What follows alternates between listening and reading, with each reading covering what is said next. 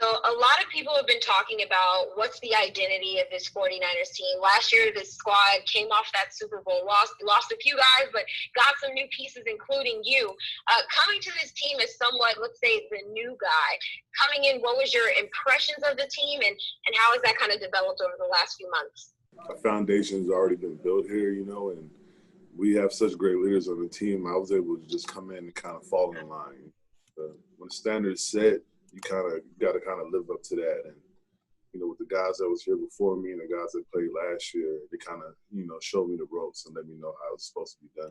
I want to talk about your relationship with Kris Kocurek. You guys are together in Detroit. He's one of my favorite people when I see him on the field with you guys, because it's not his energy, but it's like that passion that he has when he's coaching you guys. But tell me about your relationship with Kris and how has that kind of developed over the years? Well, he's the kind of coach that wants the best for his players, and when you work hard, he appreciates it, So we kind of built a relationship just by, just me just working hard and him wanting me and me accepting that he wants me to be a good player. So he coaches me hard. He coaches every player hard. And, that's kind of how we built our relationship. I work hard. He coaches hard. And it's kind of a good relationship. Do you think that's what makes his system work? He's been a part of successful defensive lines. There was one back in 2014 with the Lions. I think that was right before he got there, but finished second in the NFL in total defense and points allowed. And then now looking back to last year and what he's got going on here, what is it about his system that you think works?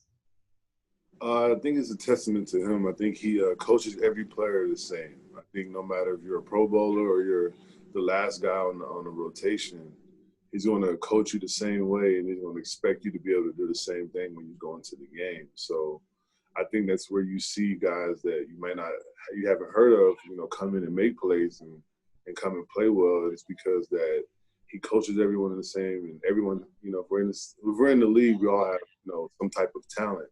And he's able to, to get that talent and get that out of you and get you to work hard. I want to talk about your career in particular. What has kept you motivated throughout your career, and especially despite facing a lot of adversity? What's kept you going? Well, I always, I've accepted a long time ago that but everyone's journey in the NFL is a little bit different, everyone. And I always believed that I was a good player. I just, I felt like I just needed the right opportunity in the right situation. I could show that, and I never doubted myself. And I just felt like if I just can get on the field and I can just make some plays, and people may begin to notice, So it's just my belief in myself, and and other belief in other coaches believing in me, like Kris and that kind of thing, always kept me going. Both Kyle Shanahan and Robert Saleh, they always say that you are always around the ball.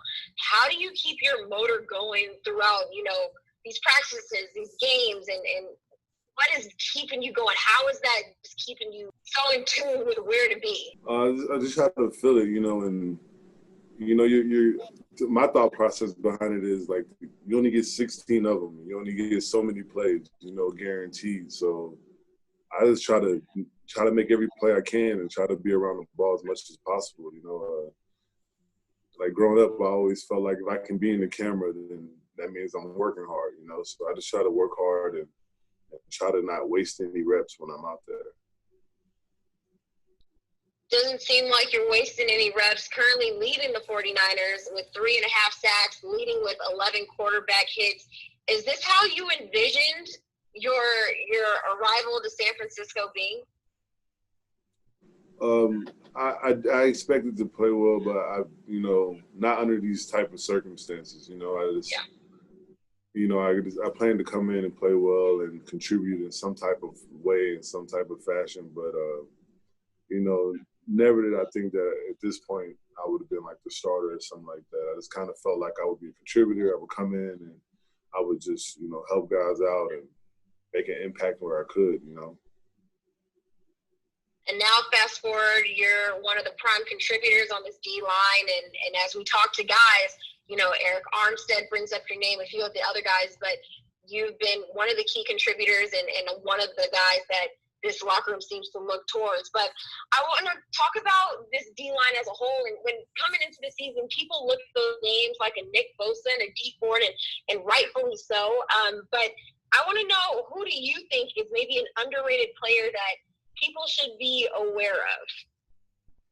Man, we have a lot of guys on the D-line, man. The whole group is making strides every week. Kinlaw is growing every week, and Kevin Givens is growing every week. Deion's playing well.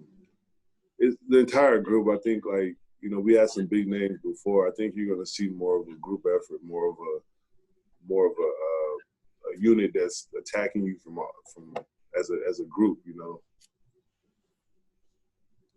How you brought up his name, and I want to talk about him for a little bit because people are always enamored by seeing a rookie talent, a first-round talent joining a team. But Javon Kinlaw, how have you seen him develop over the last few weeks, and where do you see him going? Well, he's a hungry player, man, and he's hungry for knowledge. He's hungry to do well. He's really a talent, man, and I'm excited for him. He's getting better every week.